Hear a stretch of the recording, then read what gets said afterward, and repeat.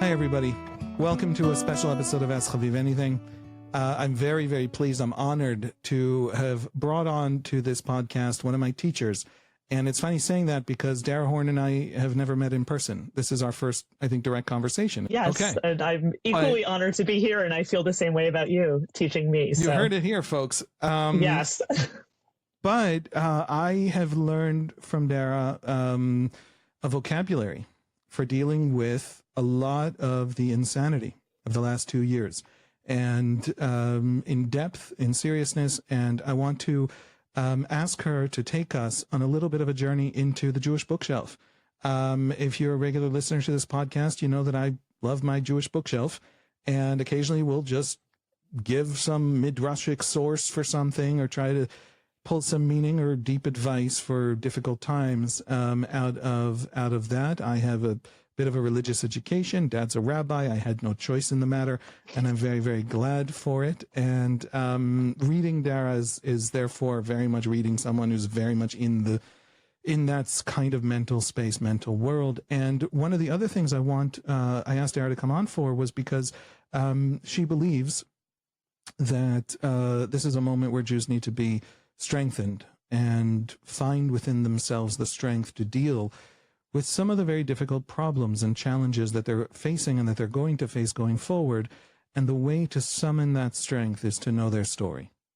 And if you happen to have heard me say that on occasion, several hundred times over the course of the last 50 or so episodes, then Dara's actually founded an organization that is committed to that very task. So I'm glad she's here, very much an ally. And we're going to try and parse out, first of all, we're going to have some fun with Jewish literature, because it's more fun than that sounds, I promise. I'm sorry for saying that. That might, just as a literature professor, I just want you to know, not everybody thinks that's exciting, but they're wrong. This is exciting. Weird. And then we're going to dive into this moment, anti-Semitism. We are recording on October 9th. So we're a little giddy because we are all following the news of the hostage release deal that Israel has signed onto, Hamas has signed onto. You might hear this after you know what happened 3 days from now, 10 days from now, but everything is really positive now, and people are celebrating in the streets of both Israel and Gaza. And there's no reason not to celebrate an end to just a massive tragedy. And hopefully this is that. So let me tell you that Dara Horn is the award-winning author of 7 books, including 5 novels about Jewish life, like fun novels about, for example, people who live forever, but written Jewishly, not science fiction. So it's big and complex, and we're going to talk about that. A Passover-themed graphic novel and an essay collection that is what I'm talking about that's when she came on my radar and on a lot of people's radar and really became a teacher for a lot of people. An essay collection called People Love Dead Jews. She has won the National Jewish Book Award 3 times and many other literary honors. She writes frequently for publications and created the podcast Adventures with Dead Jews, which sits unerasable on my phone. She has a PhD from Harvard in Hebrew and Yiddish literature and taught at Sarah Lawrence and Harvard and Yeshiva, all that silly stuff. And of course, she's the founder of a new nonprofit called the Tell Institute, devoted to educating the broader American public about Jewish history, Jewish civilization in K-12 schools, and other channels. So I'm going to have this conversation. I'm going to dive right into it. But first, as you know, I want to tell you really quickly about our sponsors who... they're wonderful sponsors in this episode. First is the Greenberg family, Bob, Freda, and Sarah Greenberg. They sponsored the episode, Freda, Bob, and the daughter Sarah Rose. And they asked me to read this out, and it's embarrassing but wonderful. For them, this podcast is not only essential in the struggle for the survival and thriving of Israel and Jews everywhere, but it has become their headspace, where Chaviv provides both the enrichment and the calm reason so needed in the midst of so much chaos. Thank you. Please don't make me read things like that again. The Greenbergs would also like to recognize their cousin, the award-winning playwright Richard Greenberg, who passed away far too young on July 4th. Richard represented all that was right and wonderful about being a Jew. His work was filled with insights and the irony and humor of being a Jew in 20th century America, and more important than his work was who he was as a person. He created his own family and community based on the truest values of listening and doing good to others. And this episode is also dedicated to the memory of Tal Movshovitz, a young reserve soldier who fell in Gaza in June of 2025 while the war with Iran was happening. Tal served as a deputy company commander in the 7,086th Combat Engineering Battalion in the reserves. He was killed by an explosive device planted in a building in Khan Yunis. He left behind a wife and 2 small children. His death was a little bit swallowed up in the news cycle, so we wanted to make sure to bring his name out here and remember him today. And folks, last thing to tell you, I want to invite you to join our Patreon. It helps keep the lights on. It helps cover our costs. And you ask the questions that guide the topics we choose to talk about. If you join the Patreon, there's a discussion forum there. We talk about, I'm there, Rachel is there. We discuss the episodes, news, thoughts throughout the day. People bring all kinds of new resources I hadn't seen. And once a month, we have a live stream where I answer your questions, whatever they may be, live. And it's fun and exciting and usually goes way longer than expected. So please join us at www.patreon.com/AskChaviv. Anything, the link is obviously in the show notes. Dara, thank you for joining me. Thank you. Thank you so much for having me. It is absolutely an honor to be here. I want to start with the absolutely non-timely thing that secretly is the actual thing that matters over the long term. I want to start with you as a literature professor. You have a theory that I love so much and helps me articulate what's weird about Jews in a Western world that is obsessed with Hollywood redemption arcs, that is obsessed with, the good guy's always winning, but there being an exact and specific arc of the hero through exactly the particular kind of challenge. And every Hollywood movie is the same damn movie is what I'm trying to say. And also, I think a kind of a religious sensibility of perfectionism. And you talk about Jews having not literature so much as anti-literature, where we don't have perfect endings, and we don't have in Jewish literature, these very simple arcs, and it's, to me, so much more enjoyable because we're also very sarcastic and funny about it. Yiddish literature, and can you tell us what that is? What is Jewish anti-literature? You gave a talk once titled "What Are Stories For?" that put me onto this. But what do you mean by that? And then I want to just bat it back and forth a tiny bit, and then get into this moment and anti-Semitism and the big heavy things. Sure. So this is a topic, as you mentioned, I've spoken about it before, and there's a chapter in my book, People of Dead Jews, that's a little bit about this. And in that chapter, I talk about just like a reader email that I got about one of my novels. I don't even remember how many years ago, where it was some reader who said something like, I got to this, whatever depressing scene there was in one of my books, which wasn't even at the end of the book, that she's like, when I got to this scene, I threw the book across the room. And then she says, I think the purpose of literature should be so that people can laugh and enjoy and be uplifted. And then she's like, love, Denise. And, I wrote but did not send a reply to Denise where I said, dear Denise, sorry about this, scene where someone's beating a horse. It was actually a reference to Dostoevsky's Crime and Punishment, which is another book that you really ought to avoid. And then I'm like, you also should steer clear of the Hebrew Bible. Not a great book for people who like to laugh and enjoy. However, I do have, some Garfield comics I can recommend to you. But I was sort of thinking about this, and yes, well, right, and so I did not actually send this note to Denise. No.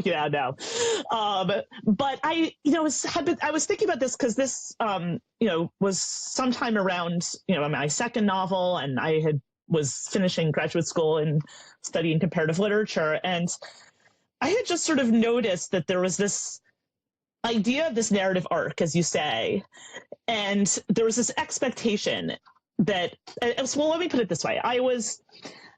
At the time, I was studying literature and doing this doctorate, but I also was writing novels at the same time. So for me, this was, it was almost like, to me, it was like training and like how should I be writing a book? How should I structure a book? And it was kind of fascinating to me that I had these readers like Denise who were like writing to me asking for these happy endings. But the thing is that this work that I was studying was actually Hebrew and Yiddish literature. And I just started to notice that there's this very different expectations in these literatures in Jewish languages. And I started thinking about what English language readers expect from a book. And, you know, some of them are explicit, like Denise, who just like want to laugh and enjoy. Okay. But even people who are more serious readers, there's this expectation, as you say, of this narrative arc. But like often people would use this language like, you know, if they didn't want a happy ending, at least they wanted a, the main character has to have an epiphany, right? Or there needs to be a moment of grace, right? It's like, you know, or like even in, you know, a Hollywood movie, like you said, it's like, you know, the good guys have to be saved.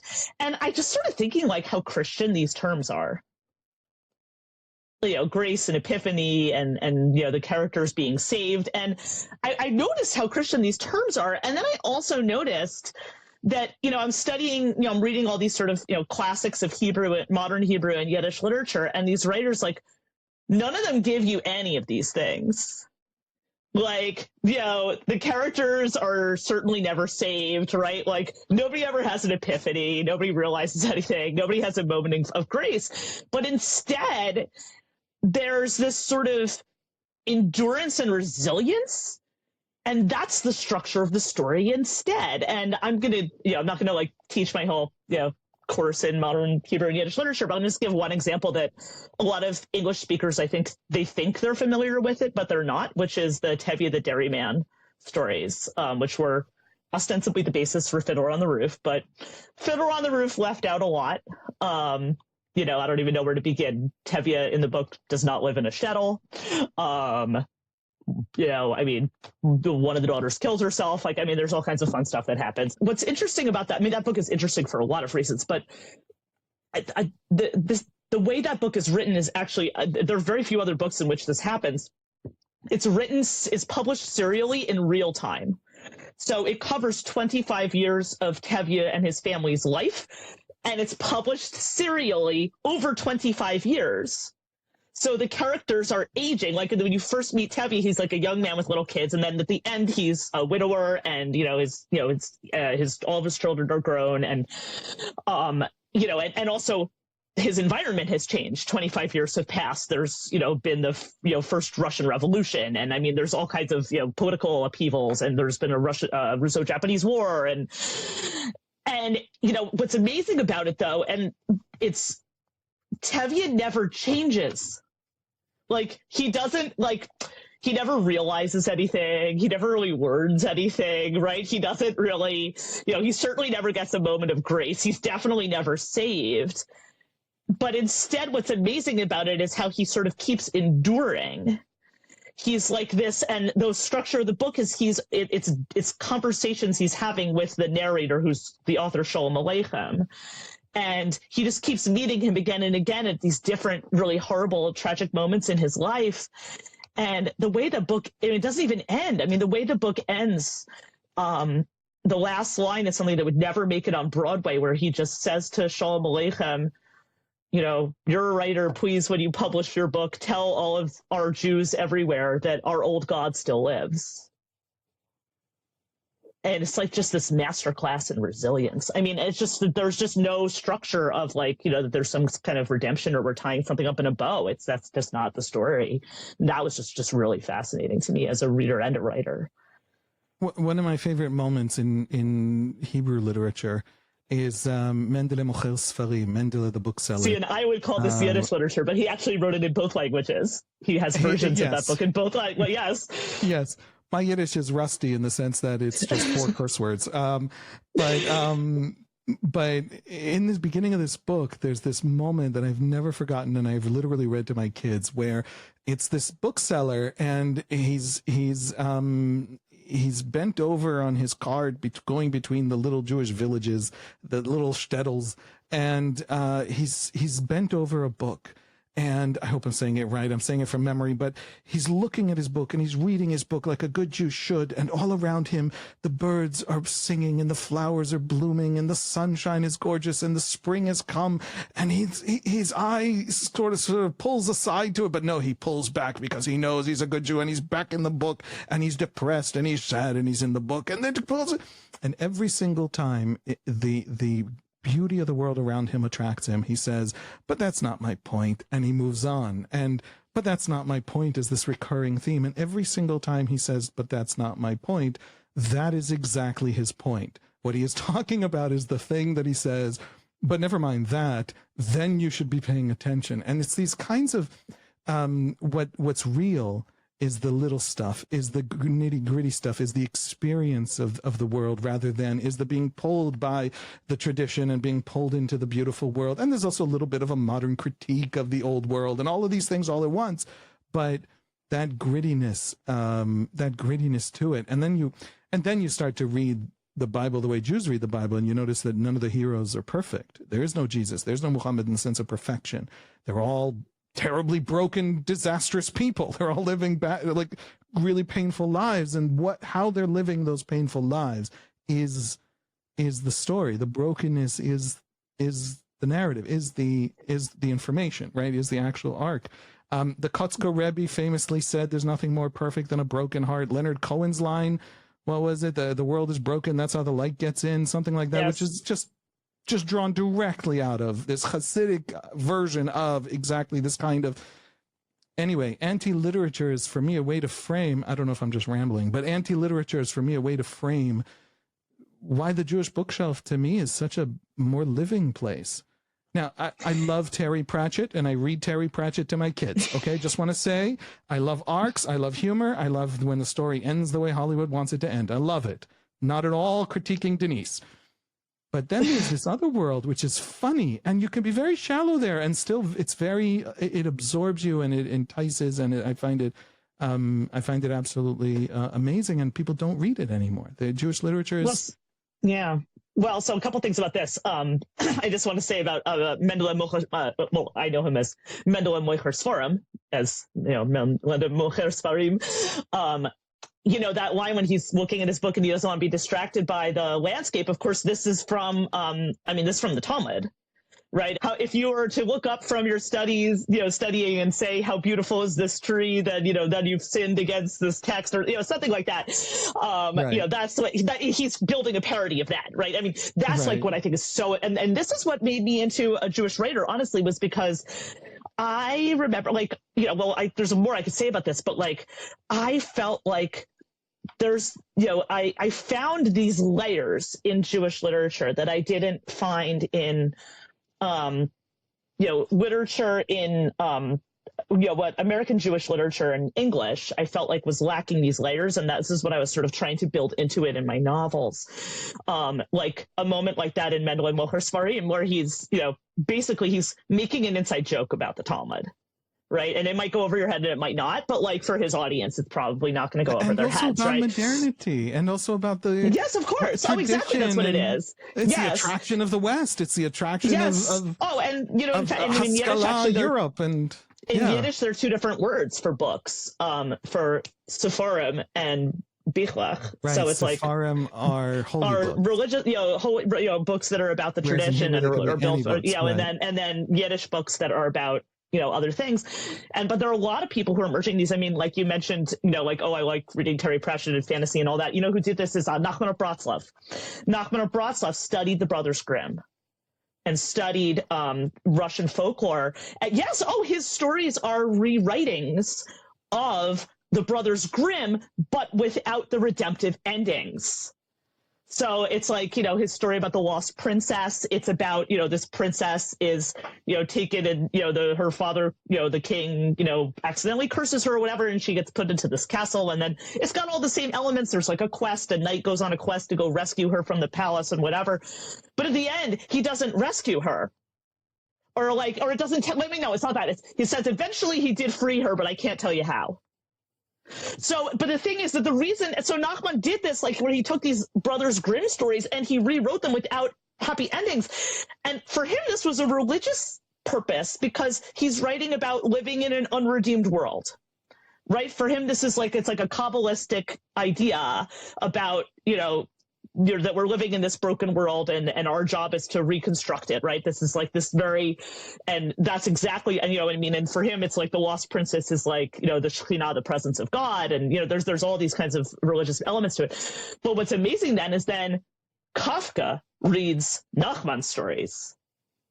And he rewrites some of Nachman's stories. So it's like, there's all this, just like this like long chain of layers and layers. To me, it's like an archaeological tell, right? It's like all these layers of stories and civilization that are building up above, on top of each other. And I, when I was growing up, I found this, there's a deeper story about this, about how I became a writer, which has to do with my subject as a writer is time.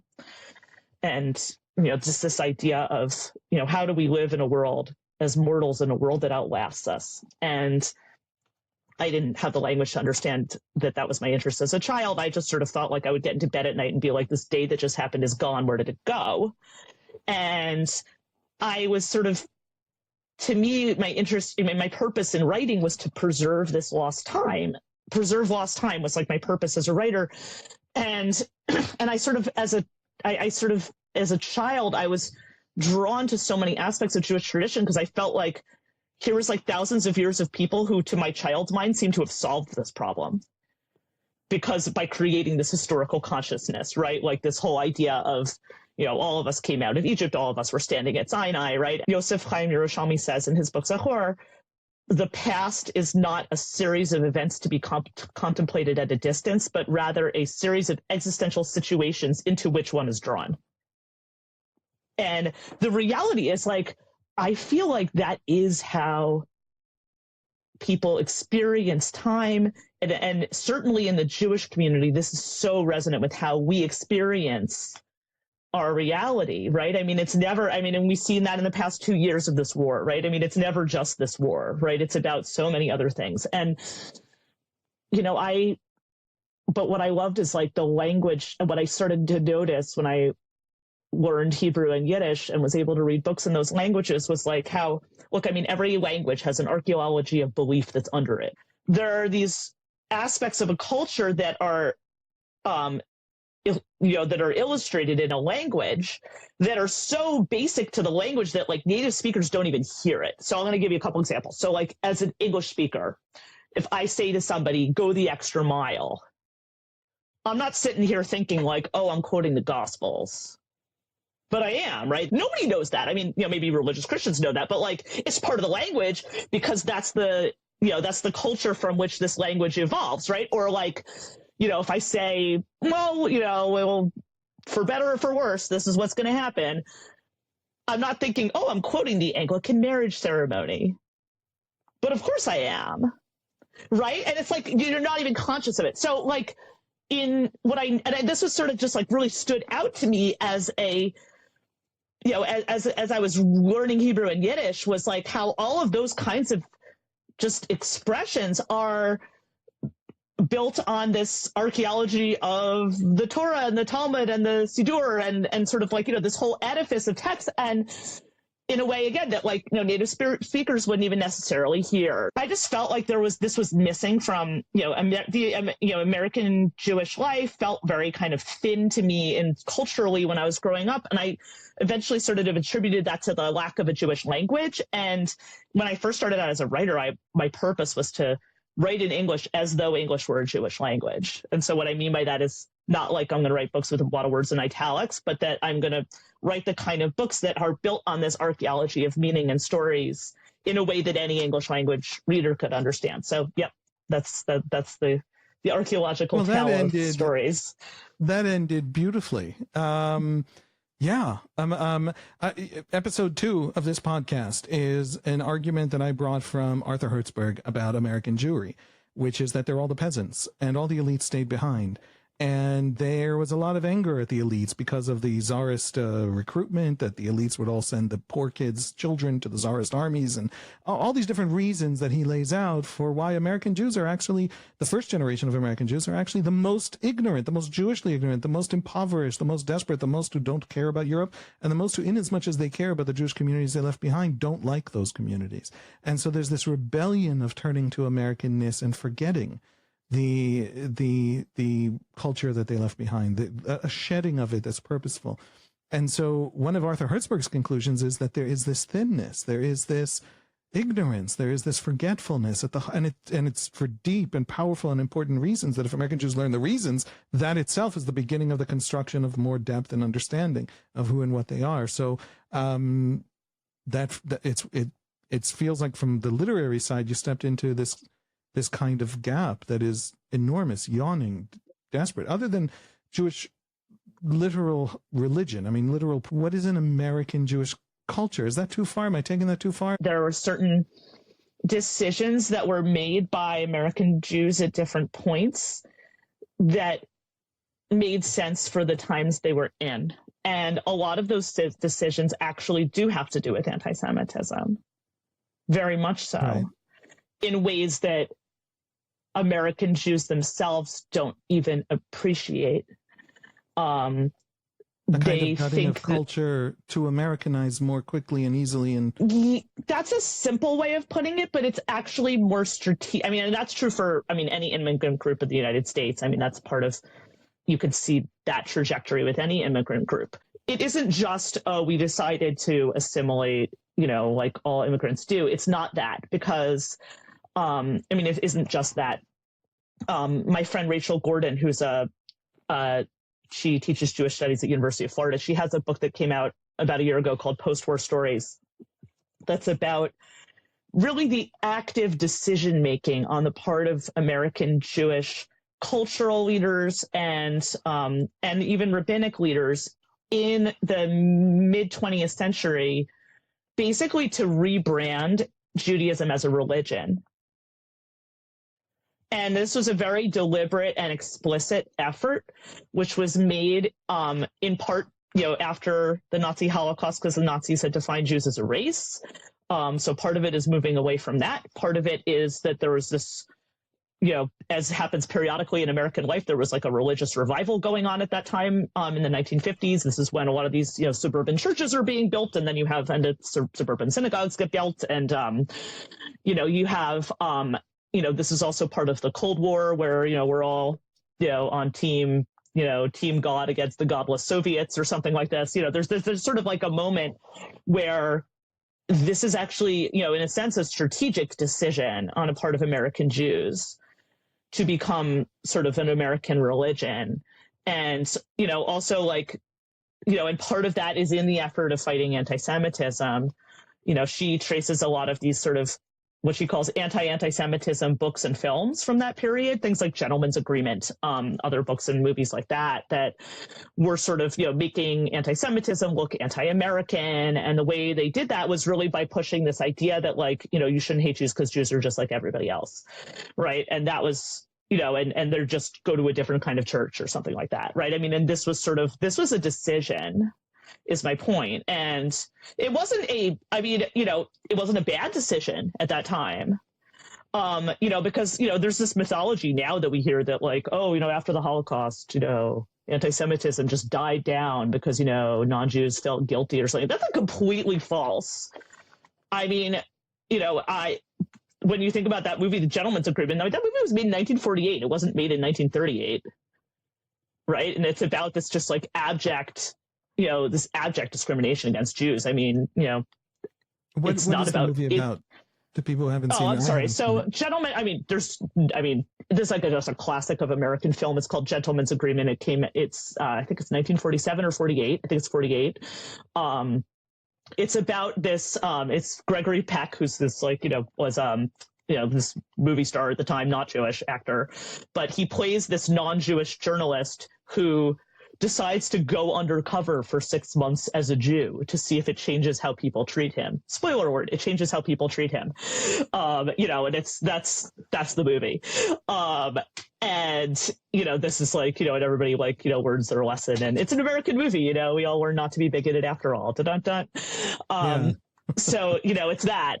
But what's the thing is that and Rachel Gordon, my friend who wrote this book about this, she tells about this joke that was told about that movie, which was one of the screenwriter was on the set, and one of the stagehands comes up to him and just said, I just really want to say how much I love this movie. I think it's wonderful. It has a really great moral.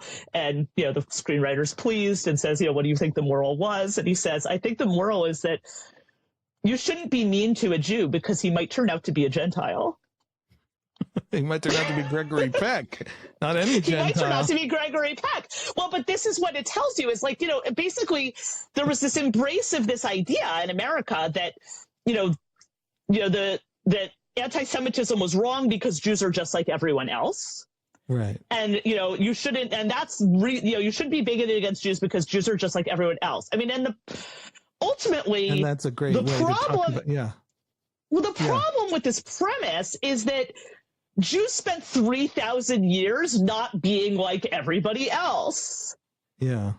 Uncoolness is Judaism's brand. Yeah. Right? I mean, this goes back 3,000 years to the ancient Near East, everybody else is worshiping their Marvel Cinematic Universe of sexy deities, and the Jews are the losers in the school cafeteria. They have their bossy, unsexy, invisible God.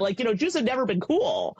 And that's actually the premise. And, I could go deeper into this, but to me, this is, and, ultimately the idea that by sort of rebranding American Judaism, by rebranding Jewish identity in America as a religion, I think that what has happened is then people were not able to we within the Jewish community understood that actually, no, we're not really a religion. Right. I mean, right. Or we have a religion, but we're not a religion. Right. But we deliberately did not take on that project of presenting ourselves in any other way to a non-Jewish public. And that has come crashing down our heads in the 21st century, because suddenly, you have people who are like, why does a religion need its own country?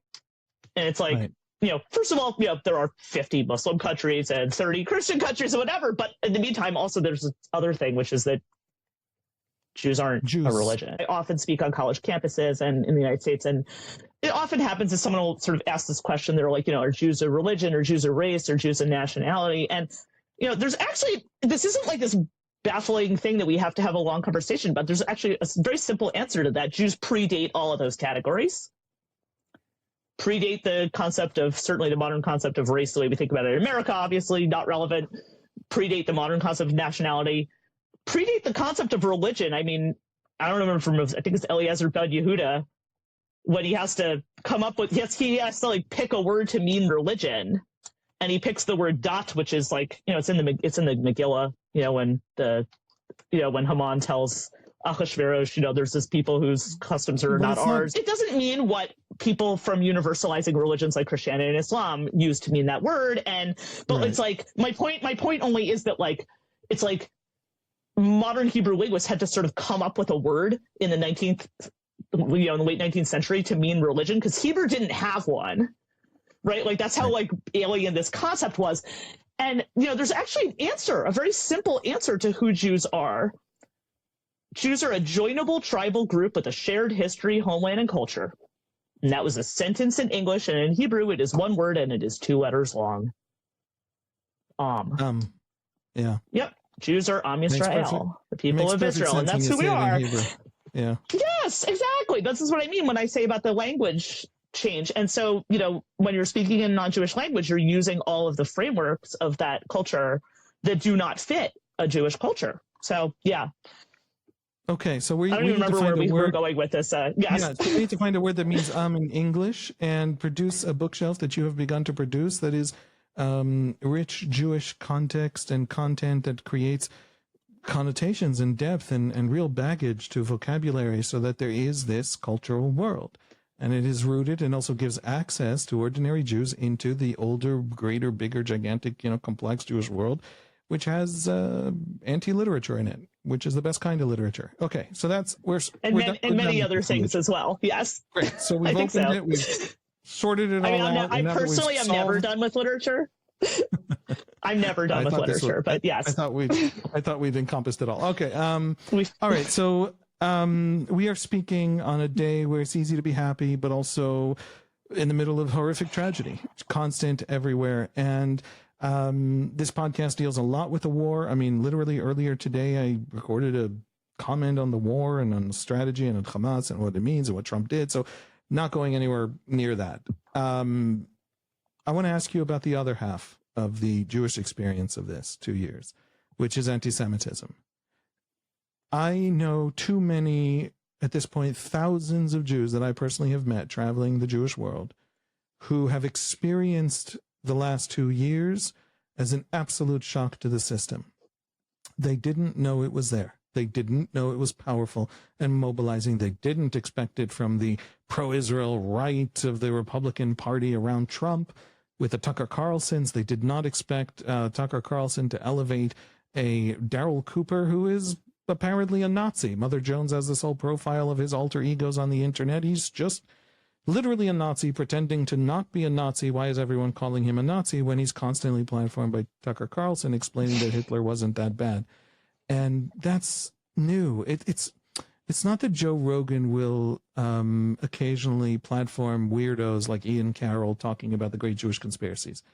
It's that's ubiquitous now. Millions of young people, especially in his case, young men, watched the interview with Ian Carroll, watched Tucker Carlson, watch Candace Owens. It's a vast media experience, and it's not happening to the 70-year-olds, so they don't know it's happening. But it is happening to the 20 and 30-year-olds. These concerns about, is social media contagion making our kids trans, was a whole discourse in the last 3 years. Well, it's definitely making kids Nazi.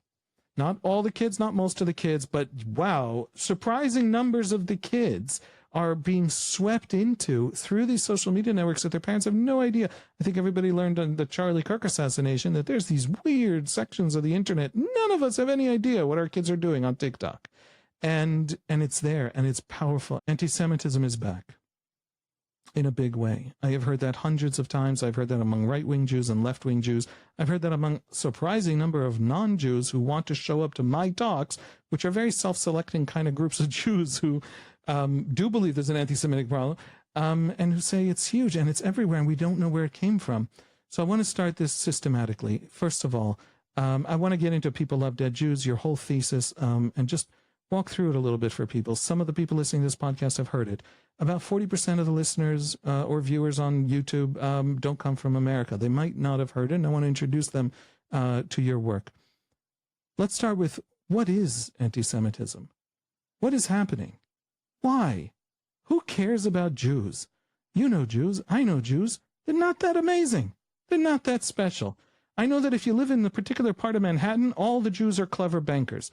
But you know what? My car mechanic is a Jew, too. They're not all clever bankers. They're every kind of person on earth. They're not a conspiracy to take over the world because they're not that organized. Why? Why do Jews solve Tucker Carlson's problems with America's social decline as he sees it, and also anti-colonialism on the left, and also all the issues in French culture and society, and also in Islam, and also, why the Jews? There, I said it. Okay, I'm gonna fix this all for you. So so you heard it here, folks. Here we go.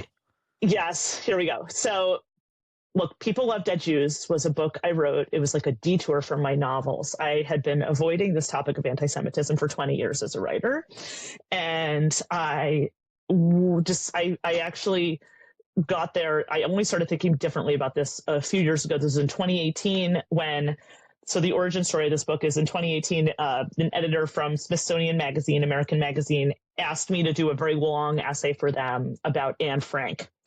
And I got this assignment. I was full of dread because I'm like, wow, I really don't want to have to write some like long, pious essay about Anne Frank that's going to, you know, be distributed in doctors' offices across America. That's what happens to Smithsonian Magazine. And, you know, the smart thing to do would, you know, or like, you know, the normal thing to do would be to turn this assignment down. But, you know, I'm a writer, so I'm not a normal person. And instead I'm like, this is interesting. Why don't I want to do this? Right. And that was when I remembered a news item that I had read a few months before. Again, this was in 2018, about a young man who worked at the Anne Frank Museum in Amsterdam. Right. This is where, you know, this young Jewish woman who was, you know, hiding from the Nazis with her family. This is like this building in which they were hiding. It's now this blockbuster museum. They got, you know, several million visitors a year. This is a young Jewish man worked at this museum, and the museum would not allow him to wear his kippah to work. They made him hide it under a baseball hat. He appealed this decision to the board of the museum. The board of the museum then delivered. Your book opens with this. What was the reasoning again? The museum wants to be neutral. You know, we have a position of neutrality. You know, we don't want to do anything. You right there, they literally don't want to be too Jewish. It's the Anne Frank house, but they don't want to be too Jewish. It's even better than that. Yes, exactly. And then it's like, he appeals this decision to the board of the museum. Board of the museum then deliberates for 6 months and then finally relents and lets this guy wear his kippah to work. And as I put it in the book, 6 months is a very long time for the Anne Frank house to ponder whether or not it was a good idea to force a Jew into hiding. Like, yes. You'd think they'd know this, right? And then, I discovered, and I remembered that story, but then as I was looking it up, I discovered something equally stupid and perhaps more relevant to our experiences in the last few years, that had happened at the same museum a few months earlier in 2017. This was it's a big international museum. They have, I don't know how many languages, 10 or 15 languages for their audio guide. And visitors had noticed, like in whatever the places where you pick up or download your audio guide, it says English and there's a British flag. And it says Francais, there's a French flag. Espanol, Spanish flag. Hebrew, no flag. No flag. And, the museum has since corrected these things. But I'm like, at this point, I'm like, these are PR mishaps. They are not mistakes. And so I went to Smithsonian Magazine and I said, I will write that piece for you. And it was not the piece they probably expected, because the first line of this piece was, people love dead Jews. Living Jews, not so much. Right? Because it's like the museum, like you said, what was their reasoning? It's like, they didn't want to do anything that would disrupt the visitor's experience of the Jews' humanity. The humanity of the nice Jews, right? The dead ones. Not the ones who did anything gross like practicing Judaism or living in Israel where half the world's Jews live. Like, that's gross. We like the dead Jews. And so ultimately, I leaned into this topic and I sort of just dove into this, and I traveled around the world and wrote and just like this phenomenon in many different contexts. Ultimately, the thesis of People Love Dead Jews is that Jews are only acceptable to a non-Jewish society when they are powerless, whether that means politically impotent or dead. And there's many, many ramifications for that, which we've been living with in the past 2 years. But ultimately, so to go to your larger question about what is anti-Semitism, what is sort of like, your question is not that, it's like, what is its purpose? So I have, been evolving on this topic for a long time, and there's many steps between me that book, People Love Dead Jews. Oh, but I want to go to this. So let me go to this. So I wrote this book. To me, book was like a detour from my real life as a novelist. I was like, okay, I've been writing a lot on this topic. Let me just staple this together, and then I'll publish this book, and I'll go back to writing novels. After I published People Love Dead Jews, it was at the end of 2021. It's like, it was like the floodgates opened but it was just my personal experience, because suddenly I had like every Jew in America telling me their horror stories of their own personal experiences with anti-Semitism. And what, for example, is there something that sticks out? I mean, there's many things, but you tell. I want to. There's one I knew this at some point in some way. I've read so many of these history books and learned I was a history major at Hebrew University with some really, truly phenomenal teachers. But I had never really known it. I read in People Love Dead Jews, your explanation of Anne Frank was fascinating because the turning of Anne Frank into the symbol of the Holocaust is a complete misrepresentation of the Holocaust. Anne Frank was the Jew who looks like me. But what if 85% of the Jews killed are the Jews from the provinces of Hungary who didn't look like you, who spoke Yiddish, not Dutch, Correct. who looked weird? What if they're actually strange? What if they don't look like me? Then what does the Holocaust mean? Then can I access it? Then, in other words, it's if in order to get people to have a serious grappling with the human catastrophe and collapse of the Holocaust, you have to erase the difference of the people who died. You're not actually grappling. You're not actually teaching the tolerance you claim this is all about. You are actually sanitizing, erasing their actual story and identity. Correct. In order to actually just have it be something that serves my own little whim and teaches me, incidentally, because I get to walk through the Anne Frank house, that I'm a good person. It is exactly. So, I mean, there's a lot of things about this. Like, so, look, that example I gave of the erasing of the Israeli flag, right, is, to me, that was so, poignant because Anne Frank's sister, Margot, was like a passionate Zionist who was active in Dutch Zionist youth groups. She was studying Hebrew. Her plan was to emigrate to the land of Israel to become a midwife in the Galilee. That was her dream. I mean, and that's her sister. And number one. Number two, so it's but also, and as you say, 85% of the Jews murdered in the Holocaust are Yiddish speakers. A huge percentage of them are religious Jews. This is like we picked this person who's the least like, the most atypical, also atypical for being saved and, not saved, but protected by her non-Jewish neighbors. I mean, there's so many stories about, about, these, righteous Gentiles. Like, unfortunately, these people are statistically insignificant. Insignificant.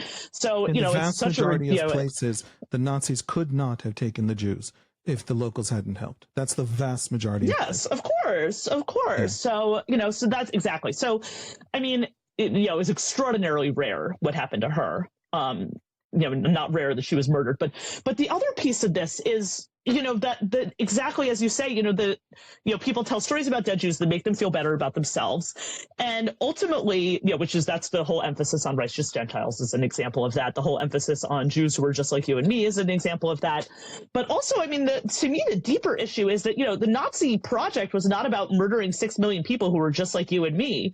The Nazi project was about erasing Jewish civilization. Right. I mean, that's why they're also, not just, slaughtering Jews, but also, burning books, like ripping up Jewish gravestones. Right. Like, why would you need to do that? Right. I mean, it's literally like it's a complete destruction of Jewish civilization. So erasure of Jewish civilization. So, what my question is like, why would we participate in that erasure? Right. And that is what you are doing, is participating in that erasure by claiming, the reason this is sad is because these people are just like you and me. So, that is like the beginning of this. But ultimately, so that is the premise of People Love Dead Jews. And, I was writing about this and, I write about this sort of phenomenon in other places. I write about, what are called Jewish heritage sites, in various places around the world that used to have Jewish communities and don't anymore. And, as I put it in the book, like Jewish heritage sites, it's such a wonderful marketing term because it sounds so much better than, property seized from dead or expelled Jews, right? Like, who wants to go to that on their vacation? Right. Jewish heritage sites. It sounds so nice. Yeah. There's many different circumstances where I looked at this, and you call it moral branding at one point. It's moral branding. Yes. And it's about telling me that I'm great rather than about actually grappling with the place where my society was not. About the fact that, that, like, why are there no more Jews in your country?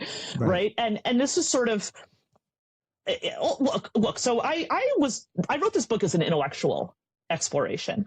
right? To me, it wasn't about my personal life. It wasn't about, here's something that happened, to me or to people I know. It really was like looking at this as like historical phenomenon and intellectual, exercise. It was just like a phenomenon I had noticed in my work. But what happened was it turned out that for my readers, this was a very personal experience. So I had this like flood of readers who were just like, as I said, just telling me their horror stories with anti-Semitism. And I mean, I don't even know where to begin. I mean, it's like, violence, I mean, it's like, literally like you only hear about it when someone's dead, right? You don't hear about all the times when someone isn't dead, right? Like I remember went to speak in Columbus, Ohio. This was before October 7th. It was like in 22.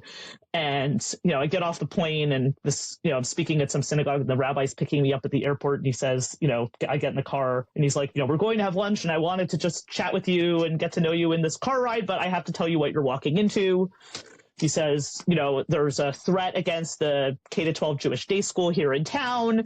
They just arrested the guy last night.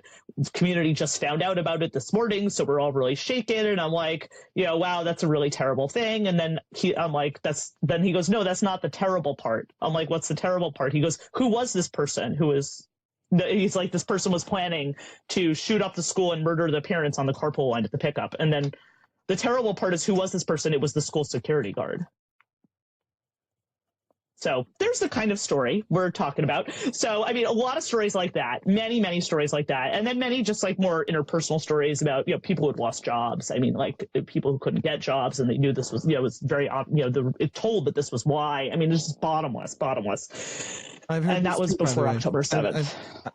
So since October 7th, for me, it wasn't before. Since October 7th, I was speaking in Florida at one point, in Illinois, in New York, people telling me that they'd had this run-in, this abusive conversation, or this abusive actual violence, or this, Yes. Defacing of synagogues. Every synagogue I speak to now, this wasn't true 5 years ago, every synagogue I speak to has fences like banks, and you just can't. They kill me at my events. Yeah. Yeah. That's happened to me. So, I mean, yeah, it's like, this is sort of just, yes. So since October 7th, it's just become outrageous. And, look, I got dragged into this even more. I can talk more about this if you want. Like I was, right after October 7th, I got pulled into this anti-Semitism advisory group at Harvard, advising the former president of Harvard on this topic, who did not take a whole lot of our advice.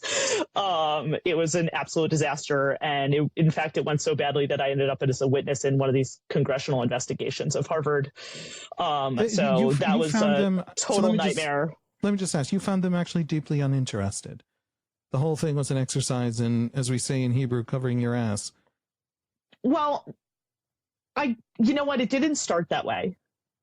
It did not start that way, because that was initially what I thought, and I was concerned about joining this group for that reason. And I was actually at first very surprised that, people were like, oh, this is just lip service, like you said.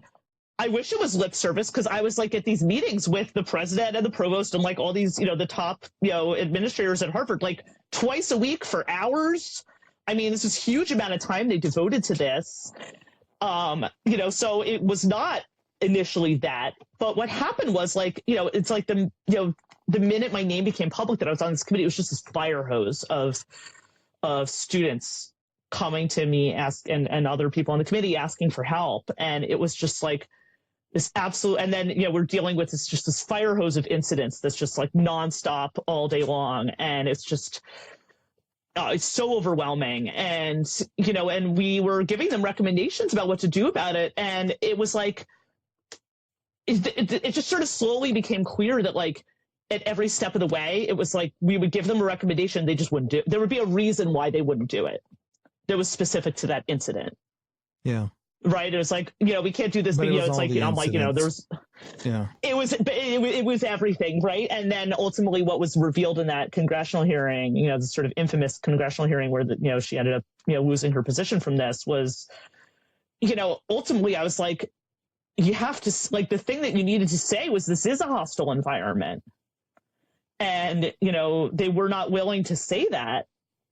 And even though it's just so it was so obviously clear. Okay, so all of that was fascinating. These are things I have learned from you. These are, as I said at the beginning, vocabularies. I did not have to explain what was happening to Jews I knew, and now I do, and thank you for that.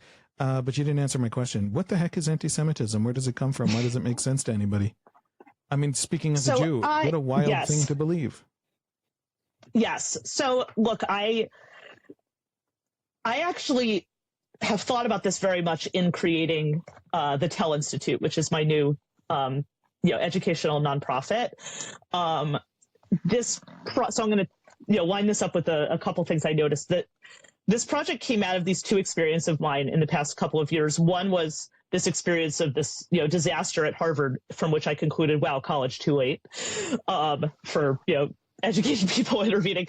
But the other thing that was, I had done a project the year before that for the Atlantic magazine, where I spent about a year just sort of studying Holocaust education in America.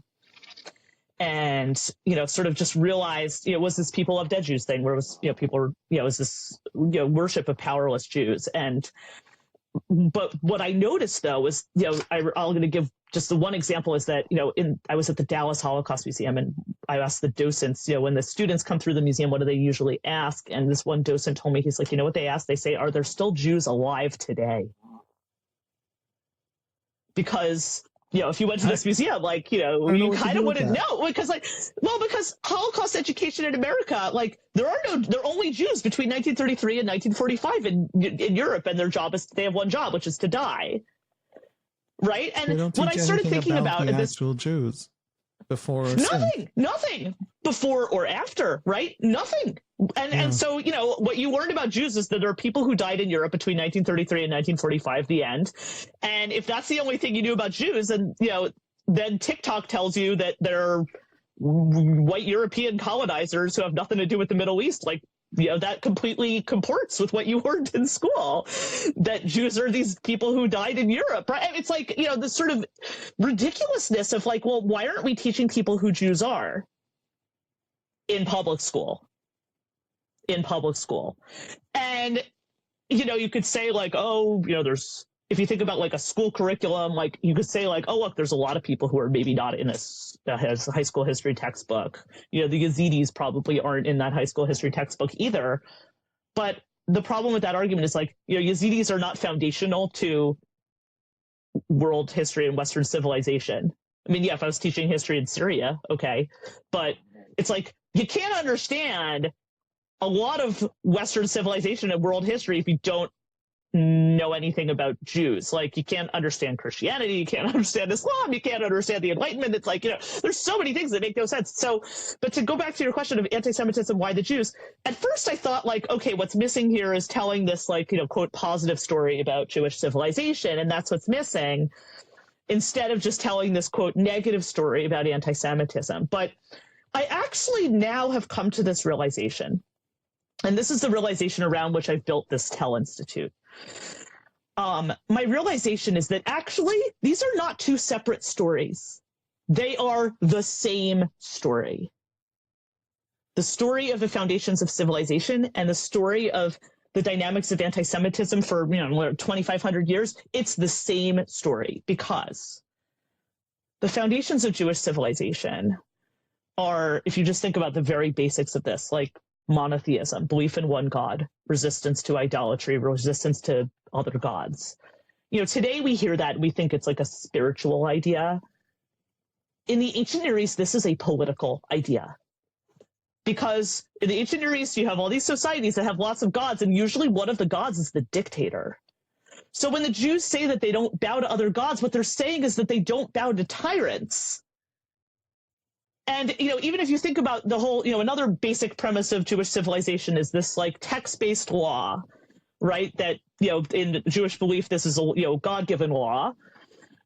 But, and you can look at this and say some of these laws that are in the Torah, they're also in the Code of Hammurabi. But here's what's distinct about it. What happens when Hammurabi dies? You have this idea of this law that is above any, that isn't tied to an individual ruler. It's not tied to a dictator, right? You have also in Judaism this idea of interpreting the law, that this is a constant ongoing process that's about productive debate. right? It's about machloket l'shem shamayim, argument for the sake of heaven, and that's the only way that you're going to get to the meaning of the law in a particular situation, that this is a living thing. Those ideas are very, natural to people who are Jewish, who have grown up in this culture and civilization. Ultimately, Jewish civilization is an anti-tyrannical movement, and it's an anti-hierarchical movement, and it's a non-conformist movement. When you have an anti-tyrannical movement, it pisses off tyrants. When you have an anti-hierarchical movement, when you have a non-conformist movement, it pisses off dominant societies that need everybody to be just like them in order to validate their opinion. And that, so to me, so ultimately the way we've designed this, and so every converting ideology, whether it's a monotheistic one or Marxism, or whether anybody who thinks everybody has to agree, is going to have a problem with Jews. Correct.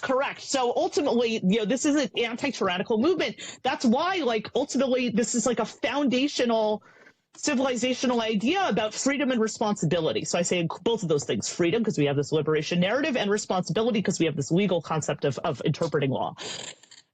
I mean, those are foundational things, and it is always going to piss off tyrants. And so ultimately, the way we teach about anti-Semitism in the Tell Institute. So I'll back up for a moment what the Tell Institute is. I founded this just this year. This is our website just went live, thetellinstitute.org. Our purpose is to teach about, the foundations of Jewish civilization to a broader public, starting in K-12 schools. Not specifically Jews, if you're everybody. The whole, the whole world. Specifically everybody. Yes, exactly. So, so I encourage your listeners, if anyone is, especially people who are educators who want to be involved, please come visit us at thetellinstitute.org. We have created a sort of a start here set of curriculum lessons for introducing this idea of Jewish civilization and the dynamics of anti-Semitism. So, and ultimately living Jewish civilization in public school. And the way this is set up is it's a frame for whatever you might already have. It's a frame that can go around, let's say, if you already are required to teach Holocaust education in school, right? If you already have, ancient civilizations in your school, if you already have, there's a variety of other places where it can go in a curriculum. We also have a program that's, we actually have one of our pilot sites is in the Jewish community. It's in a large Reform synagogue where they're doing this as part of their B'nai Mitzvah program. So again, that goes to your question about, creating this thickness of Jewish experience. But our goal ultimately is, in the same way that we now expect any educated American to know the very basic facts of the Holocaust, which unfortunately, as you point out, is being eroded. But in the same way we expect any educated American to know the basic facts of the Holocaust, I would expect any educated American to know the very basic facts of Jewish civilization. So ultimately, the way we teach about anti-Semitism in this curriculum, we do not teach it as this is a social prejudice, it's, bigotry. We teach it as a lie that people use to gain or maintain power. And the lie is always the same. The lie is Jews are the obstacle to what you value most. And the only thing that changes through different historical moments, different settings, is what you value most. Yeah. And the lie is consistent. And so that is the way we structure this. And we have case studies where we look at this that are, some of them are, there's certainly pre-Holocaust. There's even some that are pre-Christian. We have post-Holocaust case studies, including our last case study that we look at actually is the Durban conference, the UN Durban conference in South Africa in 2001. It was a conference against racism that became this just the anti-Semitic hate fest. We look at how that happened.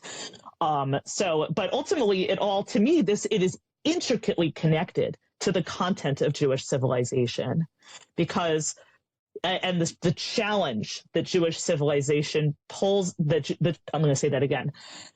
It is intimately connected.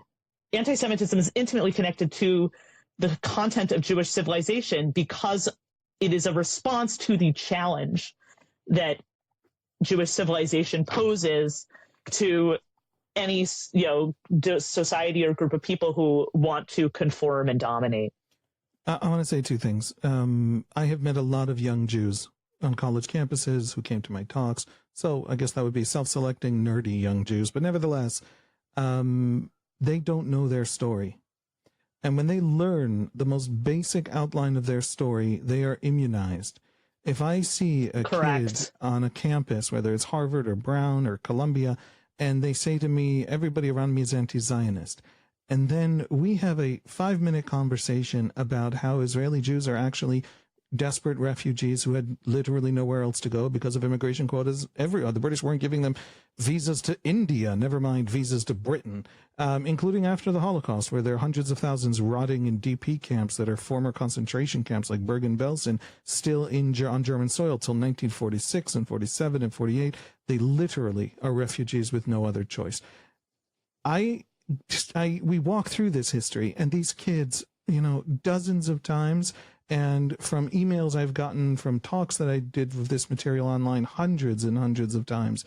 And I like to think not everybody writes an email. I like to think many thousands have told me, I didn't just become right-wing instead of left-wing. Like, that doesn't mean Israel is behaving okay in, I don't know what, settlement policy in the West Bank. I did not change your politics. But what you will do if you know the Jews' actual story, your own actual story, is you're no longer able to be, you're totally inoculated and immune to the bigotry, to the demand that the Jews of Israel stop existing, these last living Jews of the Eastern Hemisphere. You become immunized to the bigotry, and you become better at actually preaching your values and your own politics. In other words, if you have a critique of Israel, but you know who the Israelis are, you can actually convince Israelis and talk to Israelis, and you won't fall into the traps that they're trying to sell you in these activist crowds, in these anti-Israel crowds about Israel being dismantleable or there being a morality and actually wanting Israel destroyed. And so these kids find their footing. They feel a kind of psychological stabilizing because they live inside this whirlwind, this libel campaign, this attempt to minimize them and shrink them. And the second point I wanted to make about this is this deep phenomenal ignorance is the Jews' weakness right now. And American Jews and Canadian Jews and British Jews, their kids don't know their story. And so someone else is stepping in to write their story for them, and it is ahistorical and deeply bigoted. Because if you're obsessed with the story of the Jews, you're probably not telling it right. That's just a thing. Why would you be obsessed with? And so you're solving, I don't know other initiatives like this. And this is phenomenally important. And I want to use just this tiny little platform of this podcast to say, people have to get behind you and download this material. Teach it to your kids, okay? I'm not talking to donors here. Also donors, by the way. Dara could use the help. This is the answer. This is the answer to the great crisis on college campuses. This is the answer to the great crisis in Jewish day schools. This is the answer. Dozens of people working in different day schools, including the heads of curriculum or the heads of schools all over the United States, literally Jewish day schools, have asked me for help in history curriculum. I'm an Israeli journalist who moonlighted as a side hustle as an informal history teacher. And there's so little that they even find themselves coming to me. And so this is the answer, well, so this folks. is what happened to me, Habib, because look, I was getting asked all these questions too, and I'm like, literally, I'm a novelist, and my next book is a comic book about a talking goat. Right? I'm like, why are you coming to me? But then I realized, professor. As you said, well, yes, you're in literature. Right, okay, you're not like, actually. but what I had to do is but I'm not a teacher, right? I mean, I'm a professor, but there's a whole different skill set for teaching, classrooms and public schools and all those sorts of things. And I want to be clear, you can't go to my website and just download this. This is a trade, what's going to happen is contact us, let us know, what kind of setting you're in. And then I can, then we can talk about I have this curriculum, and then I would be able to train your staff on this is basically what it comes down to. Okay. In a public school, no, I don't just slap stuff up online because, and I will tell you the reason we don't slap it up online is because this is new. We are testing this. I have a hypothesis, right? This is a hypothesis that this kind of education can change people's minds and attitudes. But, I don't know if I'm right or not. So, in each place where I'm doing this, I'm gathering, I'm going to want to do surveys and gather data and things like that. And and adjust it to, what works and what doesn't. And so that's why I'm not just like, here's a curriculum that came out of my brain and my team's brain. No, I want to refine it. So, but and I'm also looking for partners in this. And I will tell you, this goes, you talked about it from a Jewish point of view of people, having this sort of core of integrity and knowing their story. And that is part of our project. We are, like I said, we're doing this, and we have one of our pilot sites is a Reform synagogue doing this as part of their B'nai Mitzvah program. Love to do more of those in the Jewish community.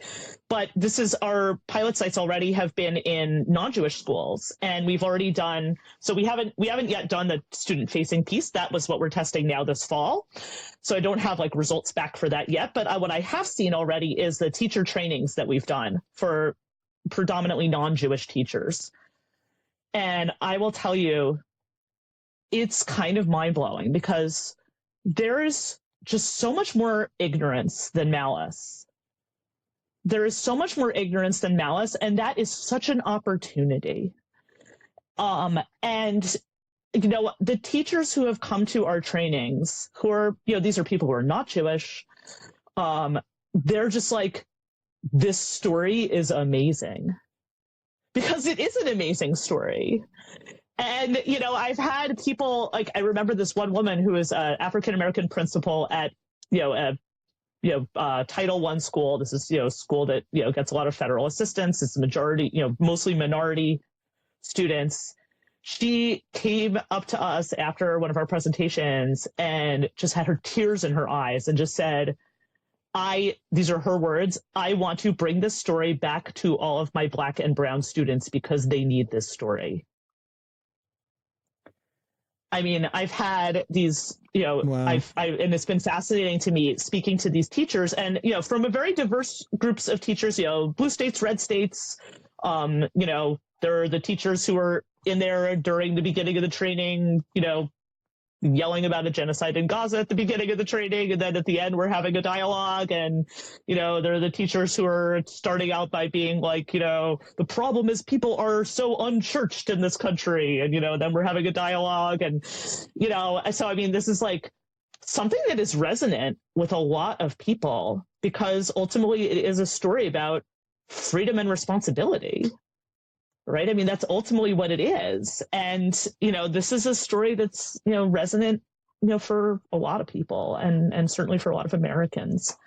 So, I think that there's just I think that there's a lot more ignorance than malice and that is an opportunity. So, yes, I hope that any of your listeners who are interested in this project will look into it. And especially those of your listeners who are educators who will want to be involved. Dara, People of Dead Jews felt like the opening shot of an American Jewish reawakening. And that felt like to me, and apparently it's a bestseller, so I'm not an idiot. Like that apparently was a lot of people. Thank you for everything you do, and thank you for coming on. Thank you for everything that you're doing, and I hope this day that we're recording will fulfill our many hopes for the future and looking to better days for all of us. Thank you for everything you're doing toward that end. Amen.